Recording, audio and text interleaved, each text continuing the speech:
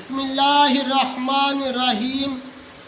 یا ایتھا النفس المطمئنہ ارجعی الی ربک راضیۃ مرضیہ۔ آمنت باللہ صدق اللہ مولانا العظیم۔ امید ہے آپ جہاں بھی ہوں گے اہل خانہ سمیت خوش بھی ہوں گے اور اللہ کی رحمت میں محفوظ بھی ہوں گے۔ اللہ تبارک و تعالیٰ نے جب انسان کو بنانا چاہا تو اللہ پاک نے سب سے پہلے فرشتوں کو یہ خبر دی۔ جب فرشتوں کو اس بات کا علم ہوا تو فرشتوں نے کہا یا اللہ،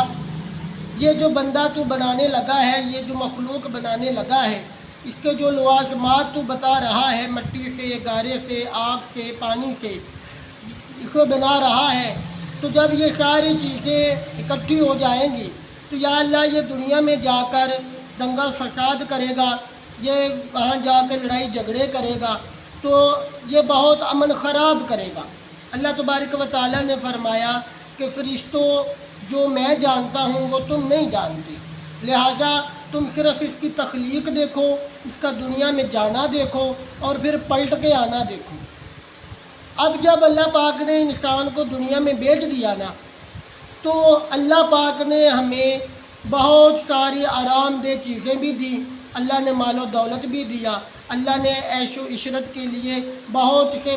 مقامات بھی عطا کیے، اللہ پاک نے ہمیں بہت سے اپنی رحمت سے بہت کچھ دیا۔ لیکن جہاں پہ اللہ پاک نے سارا کچھ دیا وہاں پہ اللہ پاک نے ہمارے لیے آزمائش بھی رکھی۔ کبھی وہ آزمائش چھوٹی ہوتی ہے اور کبھی بہت بڑی ہوتی ہے۔ یہی بات اللہ پاک نے، اصل میں اللہ تو جانتا ہے نا سارا کچھ، اللہ تو بنانے والا ہے، اللہ تو جانتا ہے، لیکن اللہ پاک نے اصل میں فرشتوں کو دکھانا ہے کہ یہ جو میں نے انسان بنایا ہے یہ شکر کرتا ہے اور ہر حال میں کرتا ہے، اور جو ہر حال میں اللہ کو شکر ادا کرتا ہے نا وہی میرے بندے ہیں، اور بندہ خاص ہے وہ۔ ان کے لیے اللہ پاک نے فرمایا یا ایتھا النفس المطمئنہ، اے مطمئن جان، اے مطمئن جان، ارجعی الی ربک راضیۃ مرضیہ، کہ تو اللہ کی طرف لوٹ جا، اللہ تجھ سے راضی ہو گیا ہے، تو اللہ سے راضی ہو جا۔ کیوں کہ اللہ پاک نے جو تمہیں تکالیف دنیا میں دی، جو مصائب دنیا میں دیے، اس پر تو نے اللہ کی ناشکری نہیں کی بلکہ اللہ تبارک و تعالیٰ کا شکر ادا کیا ہے، اللہ تبارک و تعالیٰ کا احسان مند ہوا ہے۔ تو اللہ تبارک و تعالیٰ نے اصل میں فرشتوں کو یہ باور کرانا تھا کہ یہ جو میں نے مخلوق پیدا کی ہے یہ میرا اتنا ادب و احترام کرنے والے ہیں کہ اس میں ابلیس جیسے بھی ہیں، اس میں سارے ہیں، اس میں وہ شر پسند لوگ بھی ہوں گے جو ہر حال میں میرا ناشکری کریں گے، لیکن تم ان کی طرف توجہ نہ کرو، تم ان کی طرف توجہ کرو جن کو تھوڑی سی ٹھوکر بھی لگتی ہے تو وہ اللہ کو یاد کرتے ہیں، جب ان کے کوئی بڑی آزمائش آتی ہے تب بھی وہ اللہ کو یاد کرتے ہیں۔ تو اللہ تبارک و تعالیٰ نے ہمارے لیے ایک بہت بڑی آسانی پیدا کر دی۔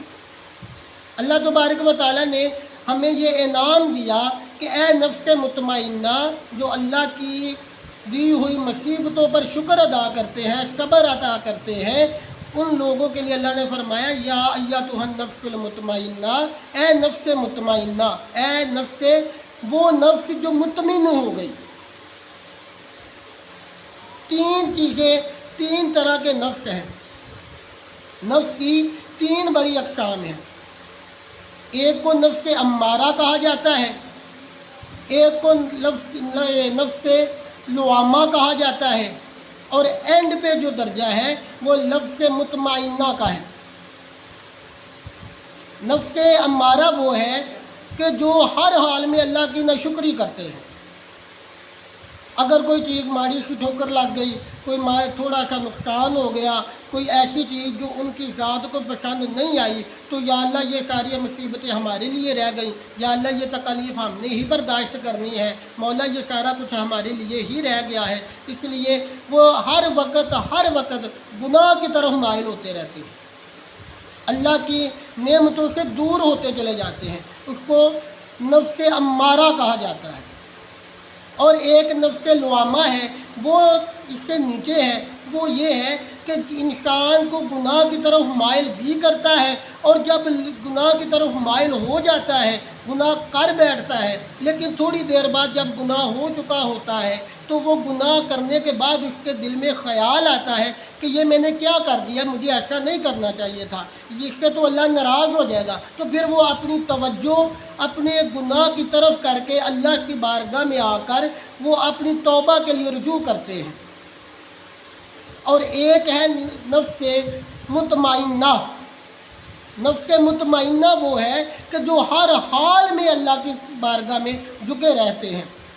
اللہ ان کو آزمائش بھی دیتا ہے تو وہ تب بھی اللہ کی بارگاہ میں سجدہ ریز ہوتے ہیں۔ اللہ تبارک و تعالیٰ اگر ان کو کوئی مال و دولت میں کوئی نقصان بھی دے دیتا ہے تو وہ اللہ کی ناشکری نہیں کرتے، بلکہ وہ یہ کہتے ہیں کہ یہ ہو سکتا ہے کہ یہ نقصان چھوٹا ہو، اللہ پاک نے ہمیں بڑے نقصان سے بچا لیا۔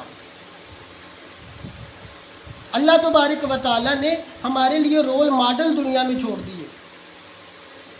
اور اس کی سب سے بڑی مثال جناب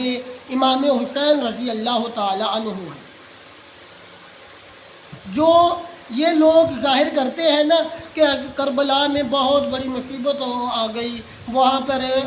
خیمے چلائے گئے، وہاں پہ آگ کے انگارے لگائے گئے، وہاں پر قتل و غارت ہوئی، وہ سارا کچھ ٹھیک ہے، لیکن حضرت امام حسین کا کردار پڑھ کے دیکھیں۔ علی اکبر علی اصغر رضی اللہ تعالی عنہ کے لاشیں اٹھائے، لیکن ایک بھی اللہ کی بارگاہ میں گلہ نہیں کیا، یہاں تک کہ اپنی جان تک دے دی،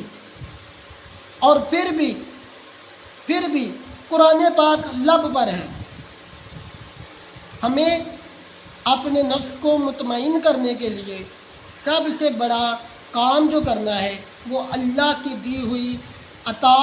اللہ کے کرم اور اللہ کے فضل پر خوش ہونا ہے۔ اگر کہیں پر کوئی مصیبت آ بھی جاتی ہے، اگر کہیں پر کوئی تھوڑی سی ہمیں اپنی روٹین سے ہٹ کر کوئی